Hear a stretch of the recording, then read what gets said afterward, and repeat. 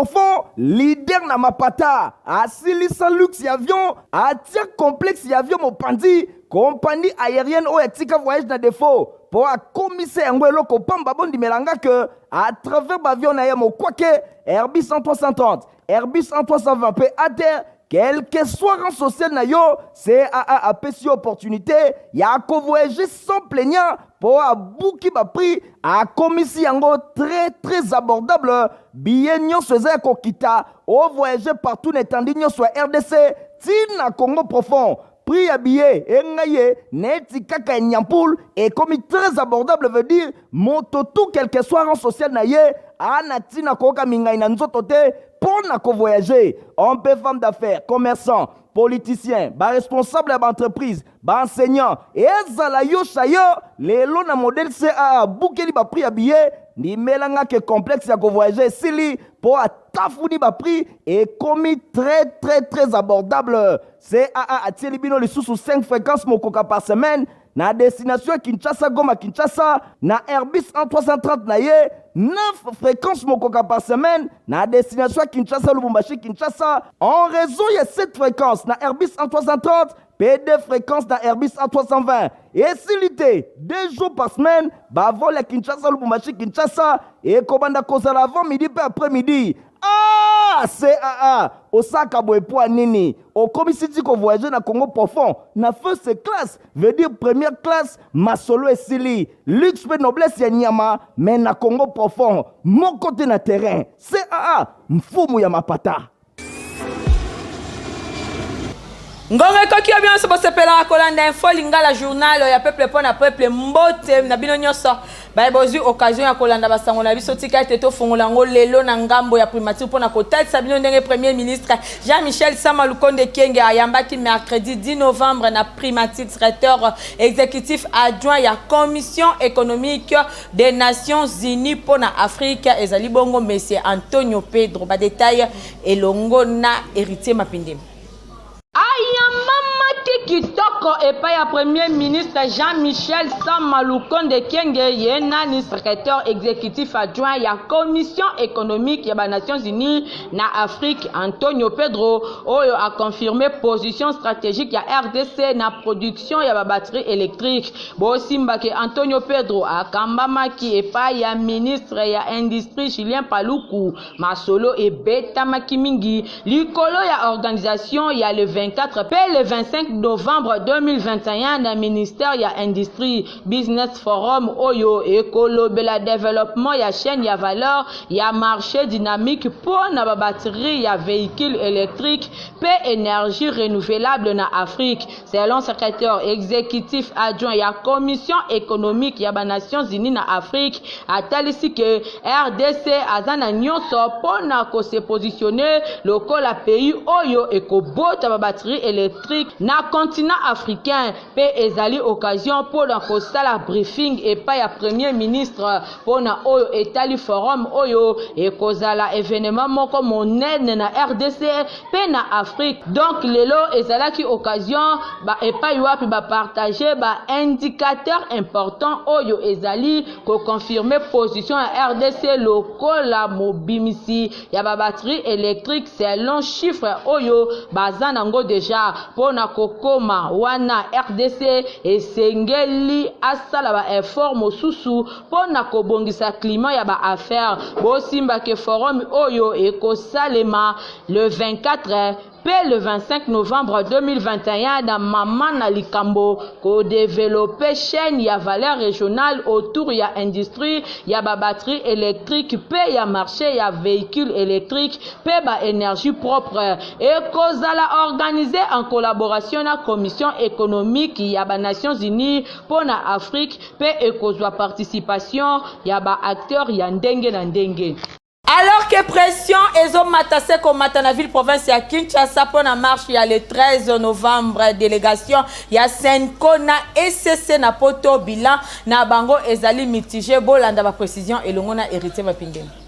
Pression ezali komata sur le plan interne pour na oyo etali mobilisation ya marche ya samedi 13 novembre ya bloc patriotique ya Martin Fayulu Madidi Pendant ce temps, délégation ya Senko na SCC batika ki ville ya Kinshasa depuis mois d'août eleki pour na tournée européenne pour na kosala échec na présence ya Denis Kadima na tête ya commission électorale nationale indépendante. Kasi basinyo ezali kouta kuna ezali penza favorable te pour na ba confession religieuse oyo nyonso mibale na ngambo mosusu ba observateur batalisi ke baiko euti na ngambo ya Union européenne ezali kotalisa ke ba autorité belge ebele elongo na ya Union européenne bango nyonso ba se montrer réservé par rapport ya démarche ya catholique pe ba protestant ebele na occident bazali komona ke train ya élection eza déjà en marche na République démocratique du Congo na tina wana ezali lisusu na ngonga te ya ko tergiverser to pe ko retarder makambo oyo ekoki ko benda glissement boye SCC na Senko bango bakendaki na lombango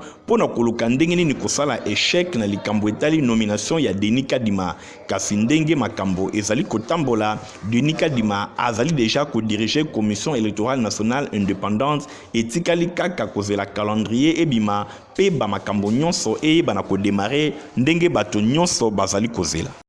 Problématique ya ba érosion bisika ebele na République démocratique du Congo ezotia population na insécurité bolanda réflexion ya info lingala.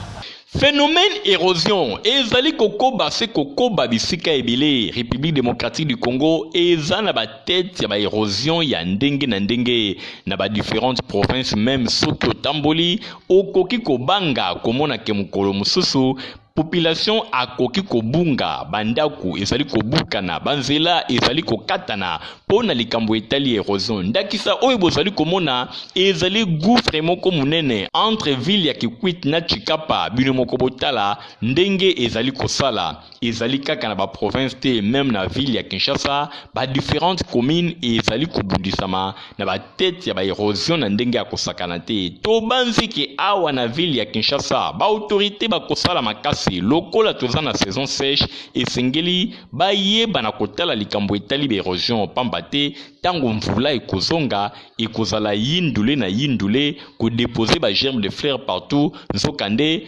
politique ya ko combattre ba érosion esengeli esalemaka na période oyo ya saison sèche. Totikala kaka na dossier ya ba érosion pona kotali sabino oyo eza kuna na Okongo na commune ya Ngalema ndenge eza konyokola population na ndenge ya mkete.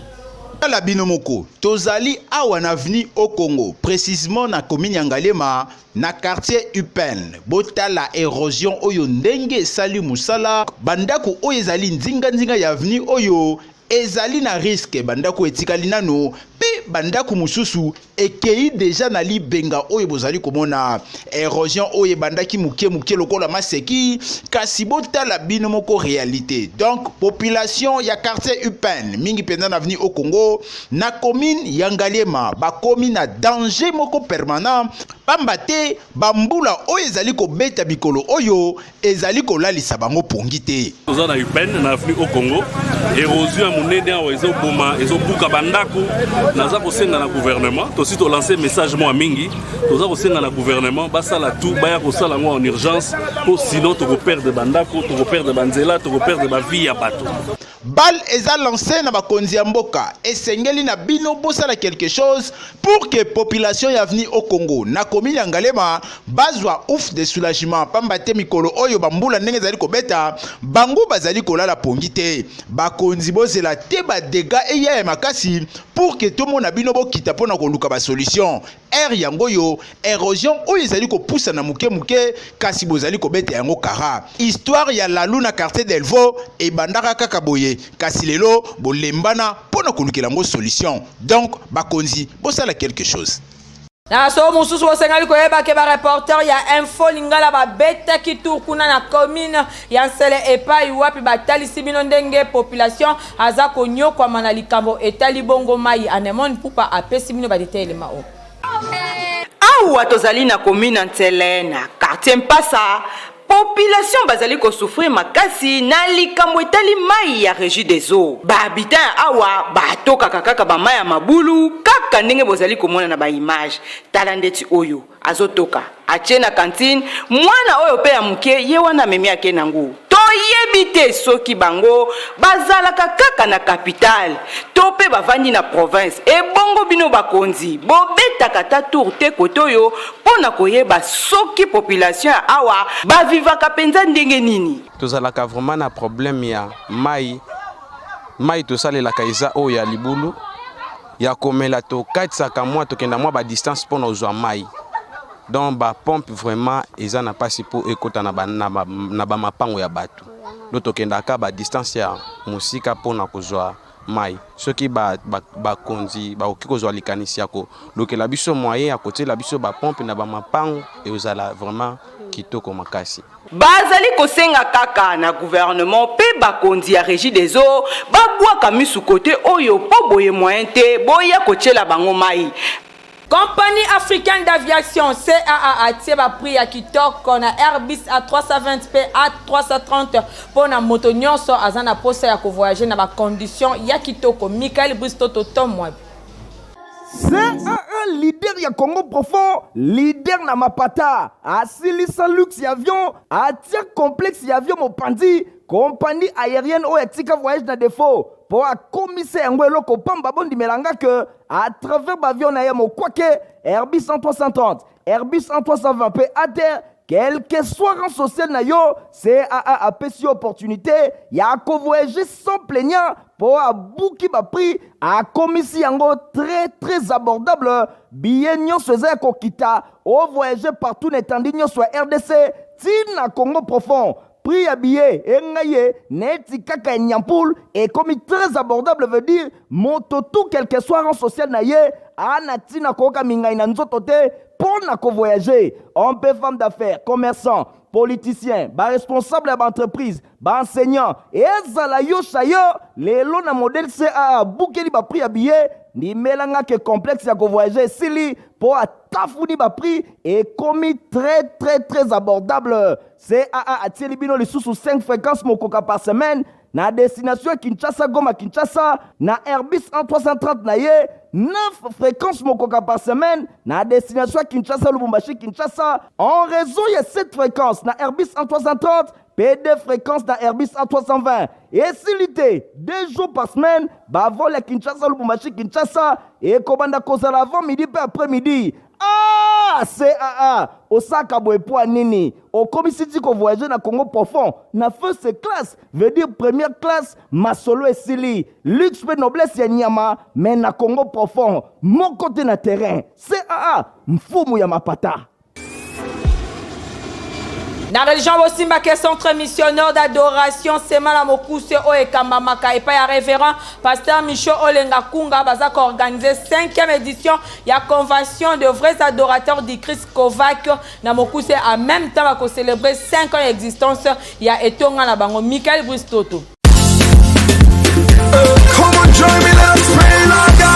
Tango ngonga ekokaka olinga tie lotomo po esi ekoki makambo efo salema Kinshasa tango ya makambo ekoki avec 5e anniversaire ya église centre missionnaire d'adoration Semana Mokuse où écoute avec impact et idéologie et pas à l'adorateur qui fait bouger les trônes de Dieu, le pasteur Michel Olenga Kunga. Bazak a organisé convention des vrais adorateurs de Christ, Kovac na Mokuse 5e édition. Yambalo yote meza, quand c'est l'heure, c'est l'heure. Et wa Kovac Yambalo yo, et Zande Likambo Yangonga. Rendez-vous à Komanda dimanche 5, si dimanche 12 décembre 2021. Chaque jour de 17h à 19h45, 8 journées mon coca de démonstration, Yangouya Yanzambe, ya epakwa. Kolo ye moko kozala au rendez-vous, na ngwende na ya bokonzi. Monte kopela kosaganate, bikabo kosalema, e bongo basali ya Nzambe, bilombe o bakokumbela milulu oyo. 5e édition ya Kovac, Pasteur Faustin Ikaka, Pasteur Raphaël Vubu, Pasteur Ezekiel Beponga ya Sema, Pasteur Dona Ebondo ya Mwanda, Docteur Stéphanas Kande, Peye Moko Otia Milulu, l'adorateur qui fait bouger les trônes de Dieu et qui fait trembler les démons. Révérend Michel Olenga Kunga, Kozanga na yokutu rendez-vous ote yaya, otuninga kozala wapie, temple du centre missionnaire d'adoration Sema, Oyo Somi na avenue Kimbangu numéro 2, quartier Sebona commune à Mongafula, référence croisement ya baveni Damsope Kimbangu ebongo kote ndule engaye groupe Maranatha bakonetola bokonzi ya nkolo elongo na bagroupe misusu. Ah oui, lelo eza lelo wana eza kado nzambe apesi yo au travers 5e édition ya Kovac. Quand c'est l'heure ngonga ekoki kozanga te.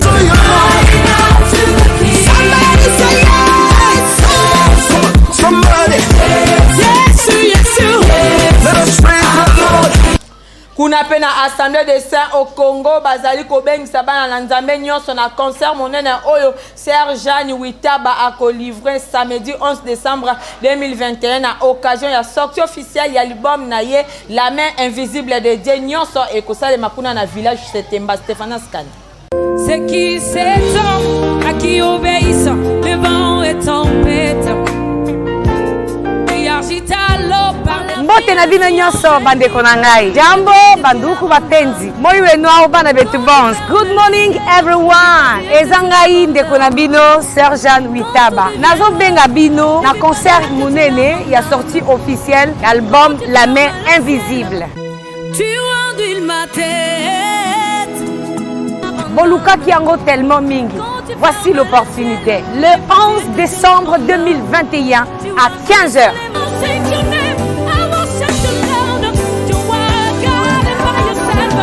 Au village Setemba, Yaka, Kouya, Kouissa, viens, gloire. La main invisible est une puissance qui opère des choses inimaginables. Crois simplement en elle. Cordial bienvenue à tous.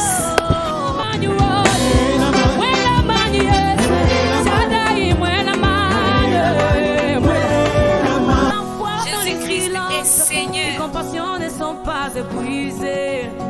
Tu m'aimes encore. Tuni yangulu pe mafuta na yango eza na utilité makasi même na laboratoire pour na kosalela yango bakisi bozwa ba détails elongo na Nathalie Kaela Kapenda.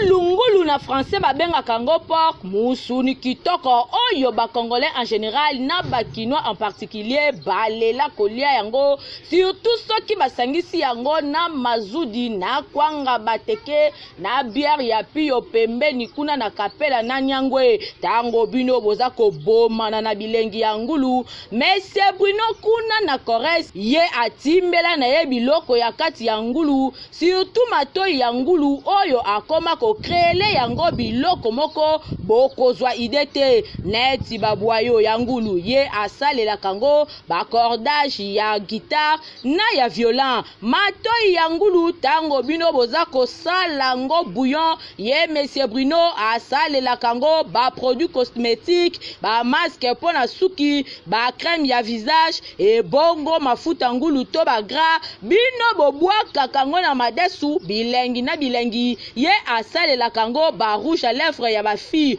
nga na lingaka na nga rouge ya Mac ya Kylie ya Jacqueline ya lipstick ata o petit kiti ya ndenge nini boye bake basala kangonde na mafuta ya ngulu bokamwe teo ya somo lisusu ezali ba médicament ebele basala kango na base ya mafuta ya ngulu soit médicament yango moko to enveloppe na yango Doliprane oyo boza komona boye pellicule nango esale makande na mafuta ya ngulu likambo ya santé ekipaka bikila to religion te yo ozande na besoin ya lobiko soki na église na bino baliaka ngulu te papa etali bato ya église na bino na oyo etali santé mela na yo Doliprane po obika po soki olandi bikila to religion okokufa otiki mokili ya nzambe ngulu azali omniprésent na ba vie quotidienne na biso esengeli to batelaka yango malamu o tolobaki te tolobi. Esika kozoba sapato ya kitoko na République démocratique du Congo ça c'est na 7e rue Limete et pas ya Papa Griffe Igong Tingi héritier Mapindemi. baye nyonso basepelaka na basapatu ya kitoko, basandali ya kitoko oyo ezali poso ya nyama, bakwiri ya ndenge na ndenge oyo ekuba esika eza kaka se moko na place commerciale na 7e rue Limité epai wapi Papa Griff sa père d'état azali kosala mikoto ya malonga oyo ekuba boye esengeli kaka te kolulaka oyo ezali kouta na mikili ya bapaya na mboka na biso République démocratique du Congo. Toza pe na batu bazali capable ya kolatisa bana mboka na biloko ya malonga ndenge Papa Griff sa père d'état ye azali kosala biloko oyo ekuba rien envié na oyo ezali kouta na mikili ya bapaya yango oyo ezali kosalema okiti kaka na 7e rue na commune ya Limité na place commerciale omoni mbala moko Papa Griff otali ofungoli monoko la musala maboko. Voilà pourquoi Papa Griff sa père d'état coordonné un frère na boulot ya Jimmy Winston na beti mbunda pona nini client nyonso ye awa zanga koloba teke ba congolais ba mitema mabe azanga koloba teke ba konzambo ba mitema mabe botuna nga pona nini botana ba œuvre artistique oyoyo souci ya Papa Griff ezalaka nini chinois ba petchana ba chinois ba kolatisa biso te soki ba bina karateka oui mais na ndenge pena makamba forme population congolaise tanga zolata ba bora ba chinois ba turc et ça la mawa trop même na bawara mais souci ezali population là ta vrai mais ba autorité mboka bazo comprendre te ezo ça la souci à trop. Imaginez bino moko taneti ba biloko o na lati awa mundela auta na mboka na aya sombi akenango mais na mboka na biso batu bazo somba ebele mais ezo koka kolatisa population nyonso tout. Donc on a sengi na bakonza mboka président de la République premier ministre ya primature ndeko na biso sama aux agènes.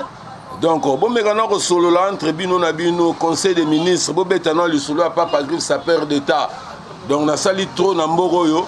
et vous allez bien ceux qui vont soutenir population congolaise à la takeloko bien. Ezali boye bande konyonso bokende musika te pambate basoulier tout ba chaussure ya Papa Griff azali kosala e komi kobimati na mikili ya libanda bino moko bana mboka esengeli bo profiter na yango na ba prix moko abordable hors de toute concurrence ba prix oyo e kosepelisa bino epai ya Papa Griff sa père d'état. Pona bana na bino bazala na santé kitoko poto protivap nde ebongi pona bango Stéphanas Kande Nathalie Kaila. Les amis, je vais vous parler de Diaming. Comment est-ce que Diaming nous a soutenus durant toute notre évolution dans notre santé?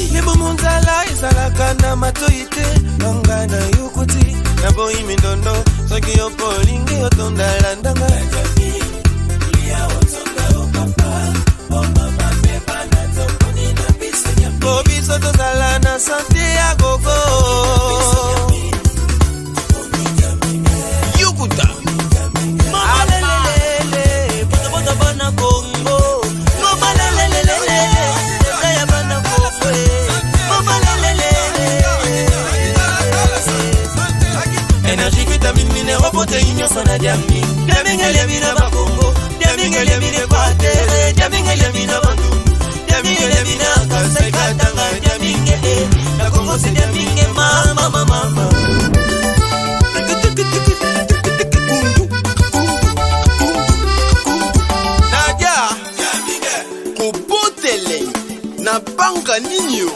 Diaming ezali olingo changer bouye te ou changer te bana na bisuna Diaming pas mesana Diaming lia otonda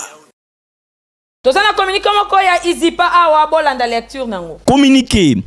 Succession Martin Ekanda Onyangunga bazali koyebisa na bato nyonso pe na ba partenaire ya Izipa keti sikoyo ata moto moko te azali autorisé pour na kozwa engagement songolo na kombo ya Izipa sans que azwa mandat moko spécial ya bato oyo bazali atitré pour na ko représenter boye na tina na wana bazali kosenga na ba partenaire nyonso ya éducation ya social pe ya politique et sengeli ba se réserver vis-à-vis ya ba sollicitation mususu ti na prononcer ya décision ya justice ndenge et ko intervenir mikolo ezali koya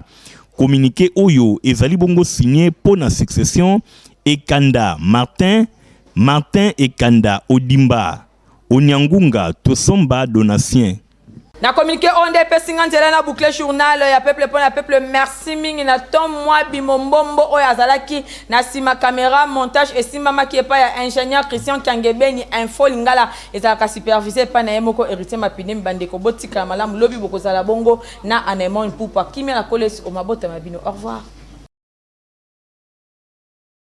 C'est un leader ya Congo profond, leader na mapata, asilisa luxe ya avion, atia complexe ya avion mopandi, compagnie aérienne ou etika voyage na défaut, pour a commissaire yango eloko pamba bondi melanga que à travers l'avion na yemo kwake Airbus 330, Airbus 320 pe à terre, quel que soit rang social na yo, CAA a pesi opportunité, ya ko voyager sans plaignant pour a bouki ba prix a commissi yango très abordable. Billet nyonso eza kokita o voyager partout n'étendue nyonso RDC, tina Congo profond. Prix ya billet engaye neti kaka nyampoul et comme très abordable veut dire moto tout quel que soit rang social na ye ana tina koka mingai na nzoto te pour na ko voyager. On peut femme d'affaires, commerçant, politicien, ba responsable d'entreprise, ba enseignant et ezala yo chayo lelo na modèle CA boukeli ba prix ya billet ni melanga ke complexe ya ko voyager sili pour atafuni ba prix et commis très abordable. CAA a tieli bino lisusu 5 fréquences mokoka par semaine na destination Kinshasa Goma Kinshasa na Airbus 330 na ye 9 fréquences mokoka par semaine na destination Kinshasa Lubumbashi Kinshasa en raison de 7 fréquences na Airbus 330 P2 fréquences na Airbus 320 et silité 2 jours par semaine ba vol à Kinshasa Lubumbashi Kinshasa et kobanda kozala avant midi pe après midi. Ah, CAA, Osaka Boepoa Nini, au commissaire ko voyager na Congo profond, na first class, veut dire première classe, Masolo et Sili, luxe pe noblesse ya Nyama, mais na Congo profond, mon côté na terrain, CAA, mfumu ya mapata.